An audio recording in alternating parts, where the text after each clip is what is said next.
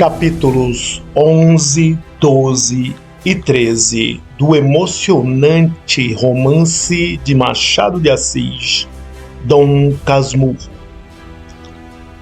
Capítulo 11. A Promessa. Tão depressa vi desaparecer o agregado no corredor, deixei o esconderijo e corri à varanda do fundo. Não quis saber de lágrimas nem da causa que as fazia verter a minha mãe. A causa eram provavelmente os seus projetos eclesiásticos, e a ocasião destes é a que vou dizer, por ser já então história velha. Datava de 16 anos. Os projetos vinham do tempo em que fui concebido. Tendo-lhe nascido morto o primeiro filho, minha mãe pegou-se com Deus para que o segundo vingasse, prometendo, se fosse varão, metê-lo na igreja. Talvez esperasse uma menina.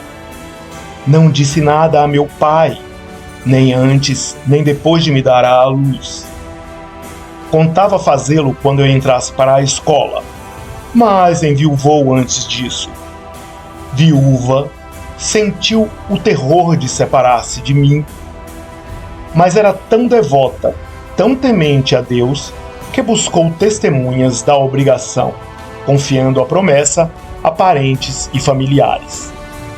Unicamente para que nos separássemos o mais tarde possível, fez-me aprender em casa primeiras letras, latim e doutrina, por aquele padre Cabral, velho amigo do tio Cosme, que ia lá jogar às noites. Prazos largos são fáceis de subscrever. A imaginação os faz infinitos. Minha mãe esperou que os anos viessem vindo. Entretanto, ia me afeiçoando à ideia da igreja. Brincos de criança, livros devotos, imagens de santos, conversações de casa. Tudo convergia para o altar. Quando íamos à missa, dizia-me sempre que era para aprender a ser padre e que reparasse no padre, não tirasse os olhos do padre. Em casa, brincava de missa, um tanto às escondidas, porque minha mãe dizia que a missa não era coisa de brincadeira. Arranjávamos um altar, Capitu e eu. Ela servia de sacristão e alterávamos o ritual, no sentido de dividirmos a hóstia entre nós. A hóstia era sempre um doce. No tempo em que brincávamos assim, era muito comum ouvir a minha vizinha: "Hoje a missa?" Eu já sabia o que isto queria dizer. Respondia afirmativamente e ia pedir hóstia por outro nome. Voltava com ela, arranjávamos o altar, engrolávamos o latim e precipitávamos as cerimônias. Dominus non sum dignus. Isto que eu devia dizer 3 vezes, penso que só dizia uma. Tal era a gludice do padre e do sacristão. Não bebíamos vinho nem água. Não tínhamos o primeiro e a segunda viria tirar-nos o gosto do sacrifício.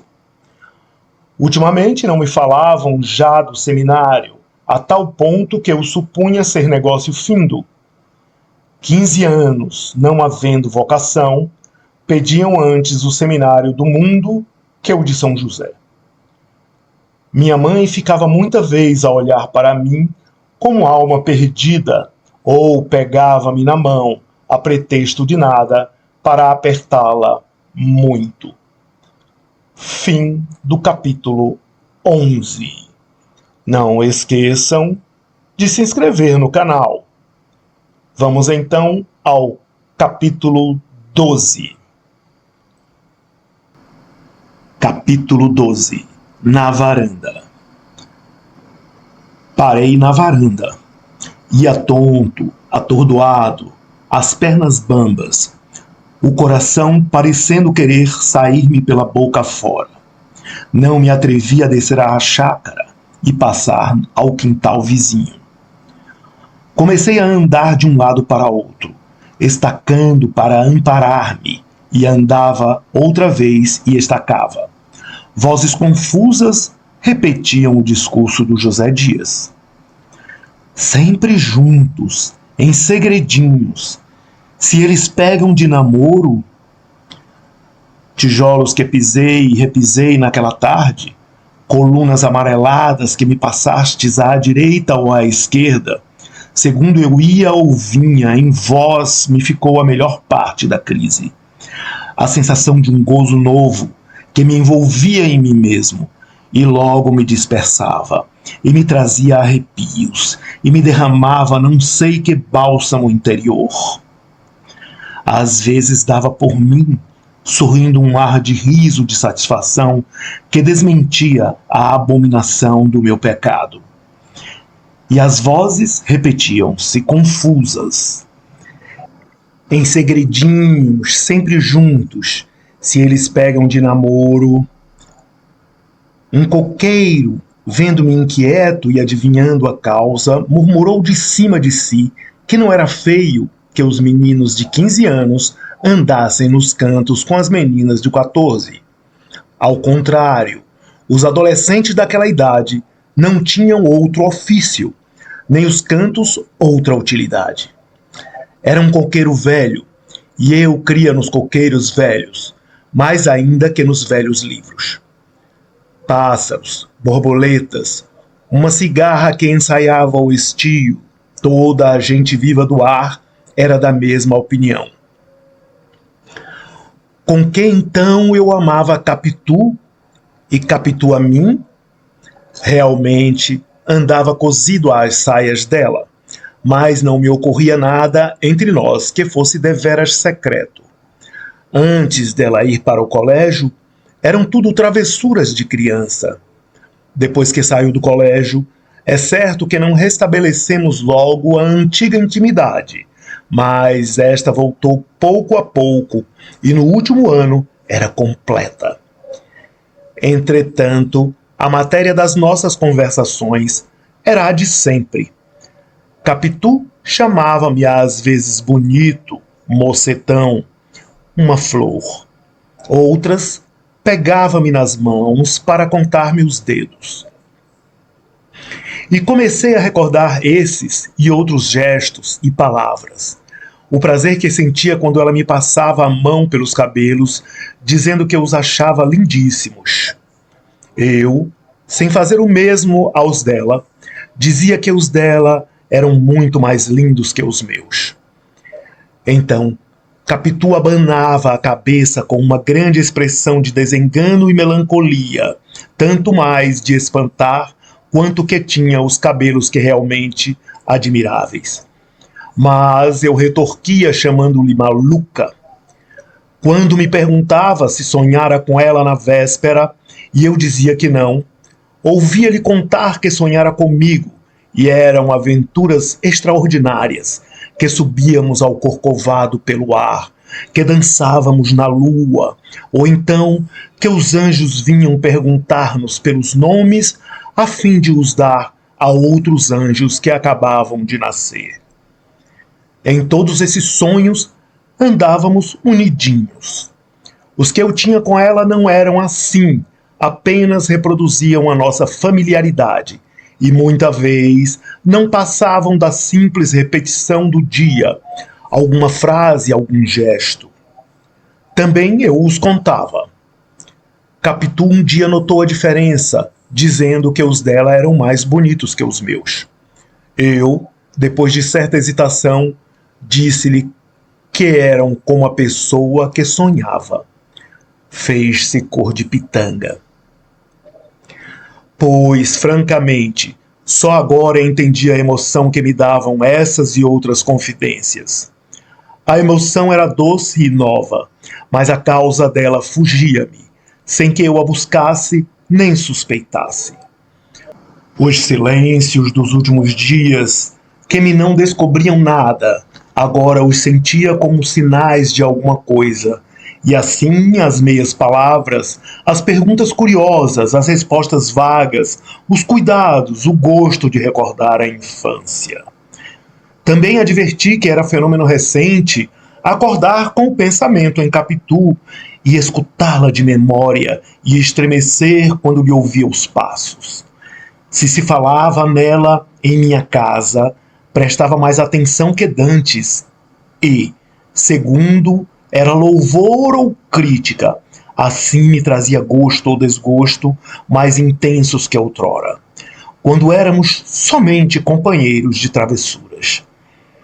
Cheguei a pensar nela durante as missas daquele mês, com intervalos, é verdade, mas com exclusivismo também. Tudo isto me era agora apresentado pela boca de José Dias, que me denunciara a mim mesmo, e a quem eu perdoava tudo o mal que dissera, o mal que fizera, e o que pudesse vir de um e de outro. Naquele instante, a eterna verdade não valeria mais que ele, nem a eterna bondade, nem as demais virtudes eternas. Eu amava Capitu. Capitu amava-me. E as minhas pernas andavam, desandavam, estacavam trêmulas e crentes de abarcar o mundo. Esse primeiro palpitar da seiva, essa revelação da consciência a si própria, nunca mais me esqueceu, nem achei que ele fosse comparável a qualquer outra sensação da mesma espécie. Naturalmente, por ser minha. Naturalmente também por ser a primeira. Final do capítulo 12. Não esqueçam de deixar o seu like, tocar o sininho e inscrever-se no canal. Capítulo 13. Capitu. De repente, ouvi bradar uma voz de dentro da casa ao pé. Capitu! E no quintal, mamãe! E outra vez na casa. Vem cá! Não me pude ter. As pernas desceram-me os 3 degraus que davam para a chácara e caminharam para o quintal vizinho. Era costume delas, às tardes e às manhãs também, que as pernas também são pessoas, apenas inferiores aos braços, e valem de si mesmas, quando a cabeça não as rege por meio de ideias. As minhas chegaram ao pé do muro. Havia ali uma porta de comunicação mandada rasgar por minha mãe quando Capitu e eu éramos pequenos.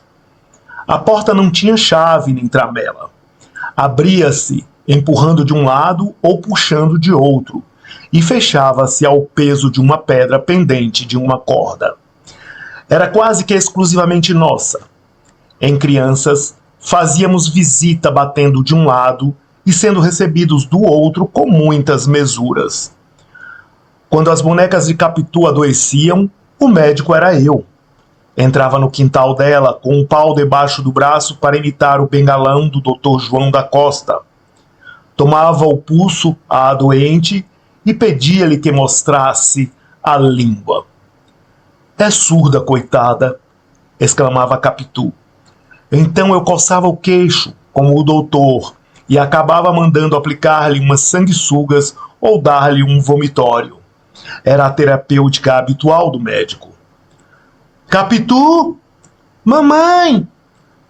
Deixa de estar esburacando o muro! Vem cá! A voz da mãe era agora mais perto, como se viesse já da porta dos fundos. Quis passar ao quintal, mas as pernas há pouco, tão andarilhas, pareciam agora presas ao chão. Afinal, fiz um esforço, empurrei a porta e entrei. Capitu estava ao pé do muro fronteiro, voltada para ele, riscando com um prego. O rumor da porta fê-la olhar para trás. Ao dar comigo, encostou-se ao muro, como se quisesse esconder alguma coisa. Caminhei para ela. Naturalmente, levava o gesto mudado, porque ela veio a mim e perguntou-me, inquieta. Que é que você tem? Eu? Nada. Nada, não. Você tem alguma coisa. Quis insistir que nada, mas não achei língua. Todo era olhos e coração. Um coração que desta vez ia sair, com certeza, pela boca fora. Não podia tirar os olhos daquela criatura de 14 anos, alta, forte e cheia, apertada em um vestido de chita, meio desbotado. Os cabelos grossos, feitos em 2 tranças com as pontas atadas uma à outra, à moda do tempo, desciam-lhe pelas costas. Morena, olhos claros e grandes, nariz reto e comprido, tinha a boca fina e o queixo largo. As mãos, a despeito de alguns ofícios rudes, eram curadas com amor. Não cheiravam a sabões finos nem águas de toucador, mas com água do poço e sabão comum trazia-as sem mácula. Calçava sapatos de duraquê, rasos e velhos, a que ela mesma dera alguns pontos. Que é que você tem? Repetiu. Não é nada, balbuciei finalmente. E emendei logo. É uma notícia. Notícia de quê? Pensei em dizer-lhe que ia entrar para o seminário e espreitar a impressão que ele faria. Se a consternasse, é que realmente gostava de mim. Se não, é que não gostava. Mas todo esse cálculo foi obscuro e rápido. Senti que não poderia falar claramente. Tinha agora à vista, não sei como. Então, você sabe. Nisto, olhei para o muro, o lugar em que ela estivera riscando, escrevendo ou esburacando, como dissera a mãe. Vi uns riscos abertos e lembrou-me o gesto que ela fizera para cobri-los. Então quis vê-los de perto e dei um passo. Capitu agarrou-me, mas, ou por temer que eu acabasse fugindo, ou por negar de outra maneira, correu adiante e apagou o escrito. Foi o mesmo que acender em mim o desejo de ler o que era. Final do capítulo 13. Inscreva-se no canal agora.